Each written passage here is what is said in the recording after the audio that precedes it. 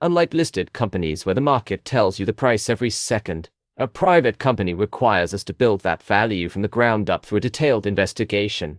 Think about why we are doing this. Is it for sale, a merger, or perhaps for tax purposes? The purpose often dictates our starting point. We generally look at two main paths, the net worth basis and the yield basis.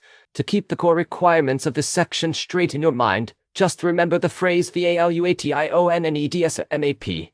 MAP. MAP stands for maintainable profits, asset utility, and policy influence. Let us start with the net worth basis. This is not just about copying numbers from a balance sheet. We have to revalue every asset based on its actual utility to the business as a going concern. Imagine this interesting contrast. A bank might have massive safes and heavy furniture that have a very low book value but are incredibly useful and expensive to replace today. On the other side, an industrial firm might carry patents or leasehold rights at a high book value that are actually providing very little competitive advantage. In both cases, we look at the replacement cost of similar assets at prevailing market prices, adjusted for the depreciation they would have suffered during their period of use.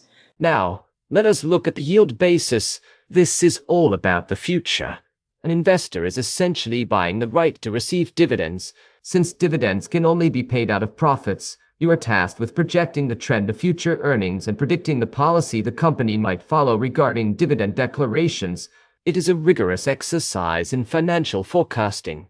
Finally, we must adjust our calculated price for external forces. This is where the MAP mnemonic really shines, specifically the P for policy. You have to evaluate the company's installed capacity against future national requirements and the government's licensing policy. If the government introduces controls over selling prices or changes the rules for marketing, the entire profit structure could be affected.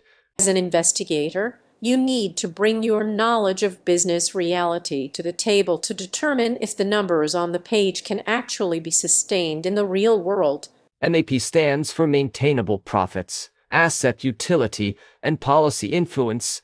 Start with the net worth basis. Look at the yield basis. Finally, we must adjust our calculated price for external forces.